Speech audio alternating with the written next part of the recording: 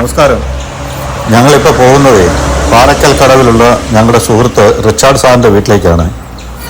Marine drive സ്വദേശിയായിരുന്നു അദ്ദേഹം. ഇപ്പോൾ അദ്ദേഹം ട്രാവൻകൂർ സിമെൻറ്റ് ഫാക്ടറിയിലെ സ്റ്റാഫായിരുന്നു. ഇപ്പോൾ റിട്ടയർഡായി.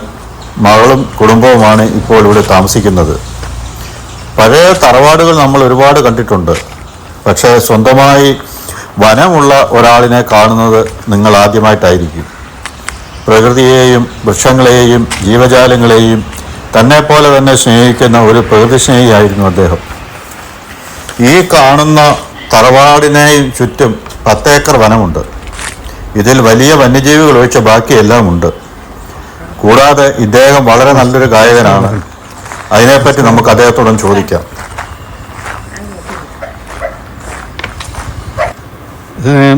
സാറിപ്പോൾ എത്ര വർഷമായിട്ട് പാട്ട് പാടുന്നുണ്ട്? ഞാൻ ചെറുപ്പം മുതലേക്ക് പാട്ട് ഭയങ്കര ഇഷ്ടമായിരുന്നു. പിന്നെ ഒരു 10-35 വർഷമായിട്ട് ഇപ്പം പരിപാടി നടത്തുന്നുണ്ട്. അപ്പം ഈ ക്ലബ്ബുകൾക്ക് അമ്പലം അങ്ങനെ വേറെ ഗ്രൂപ്പുണ്ടോ? എനിക്ക് തന്നെ ഗ്രൂപ്പുണ്ട്. ഉണ്ടല്ലേ? ആ, വോയിസ് ഓഫ് ട്രാവൻകൂർ എന്നാണ് എൻ്റെ ഗ്രൂപ്പിൻ്റെ പേര്. ഓ, അത് ശരി. ആഹാ. അപ്പോൾ എല്ലാ ഇൻസ്ട്രുമെന്റ്സും കാര്യങ്ങളും എല്ലാം ഉണ്ട്? കരോക്കെയാണ്. കരോക്കെ അല്ലേ? ഇൻഷുറൻസ് ഉണ്ടെങ്കിൽ ഒത്തിരി കാശ്. ഒരുപാട് പൈസ വരും. എല്ലാം അവർക്കെല്ലാം വാടകയും റെന്റും എല്ലാം കൊടുക്കും. സിനിമാ ഗാനങ്ങളല്ലാതെ വേറെ പാട്ടൊക്കെ പാടുമോ? എല്ലാ പാട്ടും പാടും. നമ്മുടെ ഇപ്പൊ സ്കൂൾ അവധിയല്ലേ? പുള്ളിയാണ് മെയിൻ ആള്. മീനിന്റെ ഒക്കെ കൂടെ നിന്ന് സഹായിക്കുന്നത്. കോപ്പിറൈറ്റ് വന്ന കാരണം ഞങ്ങൾക്ക് അദ്ദേഹത്തിന്റെ പാട്ട് ഇതിനകത്ത് ഉൾപ്പെടുത്താൻ സാധിച്ചില്ല. അത് ഞങ്ങൾക്ക് ഭയങ്കര ഒരു സങ്കടമായിപ്പോയി. കാരണം ഞങ്ങൾ അദ്ദേഹത്തിനോട് പറഞ്ഞിട്ടാണ് പോകുന്നത്, തീർച്ചയായിട്ടും ഈ പാട്ട് ഇതിനകത്ത് ഉൾക്കൊള്ളിക്കുമെന്ന്. അതൊരു വിഷമകരമായ കാര്യമായിപ്പോയി. അദ്ദേഹം ആ വീഡിയോ ചിലപ്പോൾ കാണുമായിരിക്കും. പാട്ട് അതിനകത്ത് ഉൾപ്പെടുത്താത്തതിൽ അദ്ദേഹത്തിന് സങ്കടം കാണുമായിരിക്കും. കോപ്പിറൈറ്റ് വരുന്നതിൽ വലിയ വിഷയമാണ് യൂട്യൂബിൽ. അതുകൊണ്ടാണ് അദ്ദേഹത്തിൻ്റെ പാട്ട് നമുക്ക് മാറ്റേണ്ടി വന്നത്.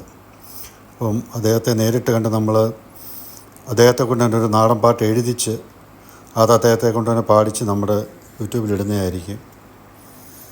അദ്ദേഹം പിന്നെ ഈ തറവാടിനെ പറ്റി പറഞ്ഞത് 5 തലമുറ പഴക്കമുണ്ടെന്ന് പറഞ്ഞു ഈ തറവാടിന്. അത് കണ്ടാൽ തന്നെ നമുക്കറിയാം 5 തലമുറയിൽ കൂടുതൽ പഴക്കമുണ്ടെങ്കിലേ ഉള്ളൂ. പിന്നെ ഈ കാണുന്ന വനത്തിൻ്റെ ഉള്ളിൽ അകത്തോട്ട് വീടിന് ചുറ്റുമായതുകൊണ്ടാണ് ഈ ചെറിയ വൃക്ഷങ്ങളൊക്കെ നിൽക്കുന്നത്. മരത്തിന് ഇങ്ങോട്ട് വീടിൻ്റെ മുകളിലോട്ട് പിഴുതു വീഴുമെന്നുള്ള രീതിയിൽ വലിയ മരങ്ങളൊക്കെ വെട്ടിമാറ്റിയെന്ന് അദ്ദേഹം പറഞ്ഞു. ഉള്ളിലോട്ട് 100-150 വർഷം പഴക്കമുള്ള വൃക്ഷങ്ങളൊക്കെ ഉള്ളിലോട്ട് നിൽപ്പുണ്ട്.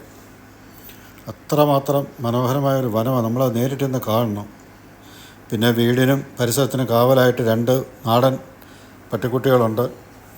പിന്നെ ഈ പൂച്ചക്കുഞ്ഞുങ്ങളെ കണ്ടില്ലേ? ഇതിൻ്റെ അമ്മ പ്രസവത്തോടുകൂടി മരിച്ചു പോയതാണ്. അതിനെ പിന്നെ അദ്ദേഹം പരിപാലിച്ച് നന്നാക്കി എടുത്ത് ഈ രീതിയിലാക്കി. അദ്ദേഹത്തിൻ്റെ വീടും വനവും ഞങ്ങളൊന്നുകൂടി കാണിക്കുകയാണ്.